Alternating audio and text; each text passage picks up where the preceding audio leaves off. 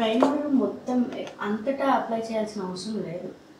ఎక్కడైతే మనకు అన్ఈవెన్గా అనిపిస్తుందో, జస్ట్ ఫైన్ లైన్స్ అనిపిస్తుందో, సో నేను మీరు బ్రష్తో అంటే ఫింగర్తో కన్సీలర్ ఎట్లా అప్లై చేయాలో చూసారు కదా, వాళ్ళు బ్రష్తో చూద్దాం. మీకు బ్రష్తో కూడా చూపిస్తాను ఎలా కన్సీలర్ అప్లై చేసుకోవాలి.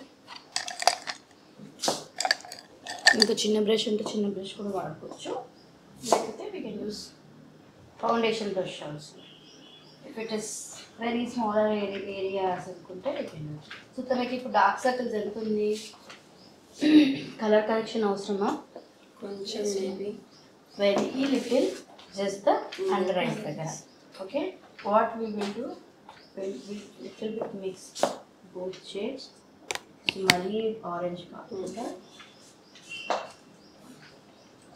అండ్ ఫౌండేషన్ మొత్తం బ్లెండర్తో ఎట్లా అప్లై చేయాలో చూపిస్తాను, సరేనా?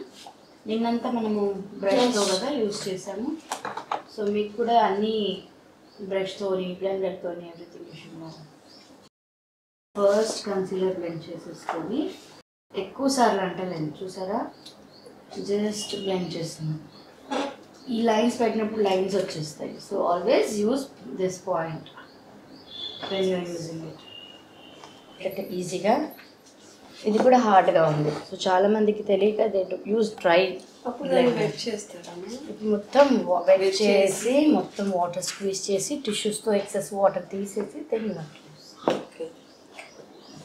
మనం 1 డే నైట్ చేసి పెట్టుకుంటే బాగానే ఉంటుంది, కానీ మనం ఎయిర్కి వదిలేసామనుకో, ఫ్యాన్ గాలికి కొద్దిగా డ్రై అయిపోతుంది. లేకపోతే మనం ఎప్పటికప్పుడు మనం వాష్ చేసేసుకున్నాం అనుకో, కొద్దిసేపు బయట పెట్టాలి ఎనీవే, లేకపోతే బ్యాక్టీరియా ఫంగస్ లాగా వచ్చేస్తుంది. అప్పటికప్పుడే ఒకవేళ మీకు తక్కువ పెట్టి 3-4 hours ముందు వెట్ చేసి స్క్వీజ్ చేసి అప్పటికప్పుడే కూడా చేసుకోవచ్చు, నో ఇష్యూ. కానీ వాటర్ మంచిగా తీసేసారు, స్క్వీజ్ నెయిల్స్ తగలకుండా వాష్ చేసుకోవాలి. ఒకసారి నెయిల్ తగిలితే మొత్తం చెరిగిపోతుంది కట్టే.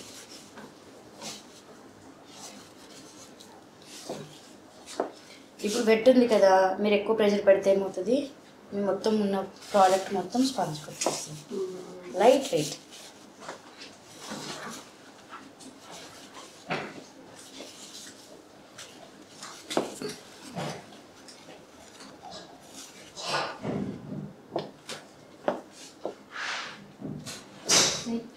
ఇంత ఉండాలి, చాలా సాఫ్ట్.